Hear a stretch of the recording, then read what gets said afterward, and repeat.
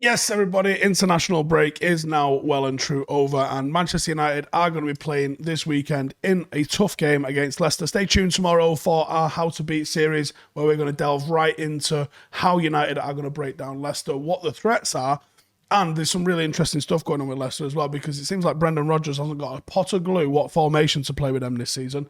But I want to talk about Marcus Rashford today, and I want to talk about what we can expect from Marcus Rashford's return. So, last season, he had an extremely productive season despite having a million and one injury problems. Some that had plagued him for a long time, some had been relatively new ones. But he had 21 goals and 13 assists. That's elite in anyone's book, in any league, actually. 34 goal involvements, and that was across 57 games. And the amount of matches that he managed to play, especially whilst injured, is testament to both his durability and his willingness to play through injury. And it also signifies the importance that he's got to this Manchester United side. And he's actually a little bit more productive than you think in certain areas of the pitch. So he played 37 games at left winger. And in those 37 games, he got 11 goals and 8 assists. Decent return. In 17 games, he got 4 goals and 6 assists as a centre forward, which is a little bit disappointing. But interestingly, because I actually don't think the eye test suggested he played all that well, but when played on the right, he got 6 goals and 2 assists in 9 games off the right-hand side.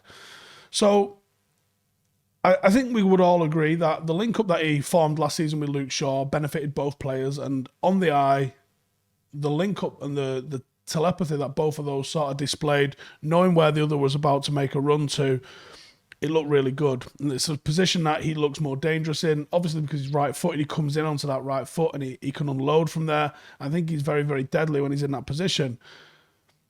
But he actually has looked dangerous in certain circumstances on the right-hand side, and the data suggests that obviously he's more productive per night, at least, on the right-hand side than any other position that he plays in, which is fascinating, I think. He played left wing in only one of the 6 Champions League games last season, scoring a hat-trick against Leipzig on the right wing. Sancho can now operate on the right wing more so than Rashford will. Obviously, both can do both. And with Rashford's return, you can probably see some sort of a partnership and wavelength develop between those two because they're friends off the pitch. Whether that means swapping, whether that means doubling up down one side, I think that you could see some real movement across the forward line if both feature. He dribbled past 94 players in the league last season, and only Adama Traore dribbled past more with 173, just showing you how productive Adama Traore is as a dribbler. But Marcus was second in terms of dribbling. And I love how people go, we can't beat a man, or he's static, or he's gone backwards, or he's got no tricks in his locker. He's literally the second best dribbler in the league last year. He took 1 penalty last season, which he scored. And where United were very prolific as penalties, and he wins a lot of those penalties, he could have even looked more productive across the season if he was allowed to take those penalties, because United do end up with quite a lot of penalties. And I think that's actually something that United have lacked this season, is Sancho's not really ran at people like we know that he can. He looks a little bit more like that guy against Everton. But what Marcus does is he directly runs at people and he makes them engage them. And he gets a lot of fouls because he's so fast. And he's a clever player. I know that during a game the other week, who was it? It was the Everton game.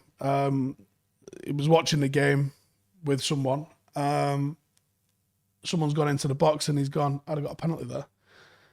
Because of he is a watcher and a student of the game, and he knows where certain things are happening on the pitch, and he knows his own skill set.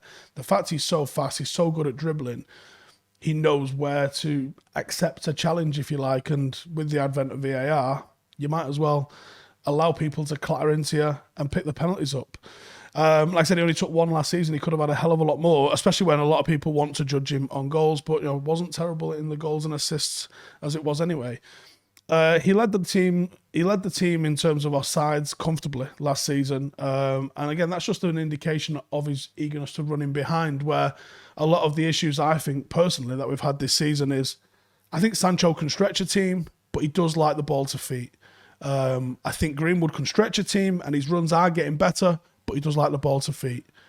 Paul Pogba's got the ability to run in behind, but you ain't getting him to run in behind.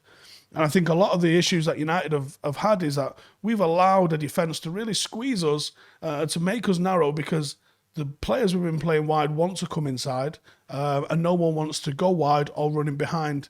Literally, what Marcus Rashford is excellent at. He excels at this. He's going to stretch the pitch. The teams that we're coming up against in the next 6 weeks are going to look like we've got more room on the pitch than we ever had anyway. But having a fit Marcus Rashford, hopefully a match fit and sharp Marcus Rashford, which I'm hearing he is, in the team, is going to really sort of exaggerate how much room and how much space that we've got. And honestly, I can't wait to see him in the mixer here. Only Chelsea completed more through balls than United this season. And you are going to see that rise when Marcus comes onto the pitch, operating on that left-hand side over Paul Pogba. A lot of Ollie's success as a manager with this United team has been in both counter-attacking and quick transition play. And a lot of that has been down to Marcus Rashford's ability in that situation, which is why Ollie has always tried to use to play him through injury, because without him, you do blunt a massive asset that Manchester United have got. These traits are probably why he's been so successful against the elite teams and the big teams and the teams that maybe want to dominate the ball a little bit more. He is phenomenal in the attacking transition. And you look at the people he scored against. Like, I used to make me laugh that Lukaku got rinsed for his record against the top teams. You got to think Lukaku's a massive threat, and it's obviously harder to score against the big teams. And the goals are less frequent in those games than they are against the other 15 teams in the league. But Lukaku used to get hammered for it. Marcus never got the praise on the flip side of Lukaku getting hammered for his record in the big games. Here's his stats against the top teams for United. 5 goals, 3 assists against Chelsea. 5 goals, 1 assist against Liverpool. 4 goals against City. 4 goals against Leicester. 3 goals against PSG. Why this is so big is the fact that the next couple of months for United literally looks like that. Literally looks like that sort of fixture list. It's got a lot of big games. And Rashford has proven time and time again in the big games, he thrives. I think he absolutely loves it. He loves it when a team leaves him a little bit of space. He's simply way more effective with land in front of him.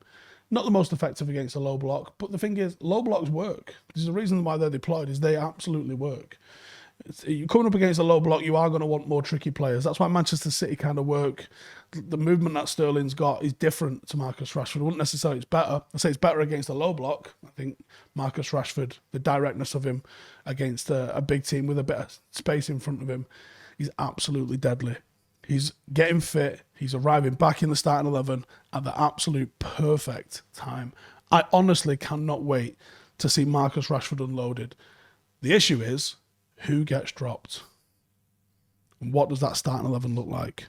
This week with no Cavani, no Fred, I think it's an easier selection for Ollie. And I'll be talking about this in the preview tomorrow, but I think he's got to go with Matic. I think he's got to go with Pogba. I think he's got to go with Sancho and Marcus Rashford. Although I think he probably will opt for Greenwood off the right-hand side. And Cristiano Ronaldo up front. What a game we are in for. And I can't wait to see Marcus back, fully fit, confident, and firing. It's going to be awesome. Laters. Hey, thank you for watching the video. If you are new around these parts, then don't forget to subscribe. My channel is proudly supported by my community on Patreon. If you'd like to get a little bit of extra content, a Discord group, meetups, 5-a-side games, weekly podcasts, behind the scenes, and even an occasional bit of transfer news as and when I get it, then for the price of a pint, you can show your appreciation for the content that we make and get some goodies for doing so as well. Check the link in the description or click the button right here. You'll also find all of my socials here too if you want to follow me on any of those platforms. Nice one.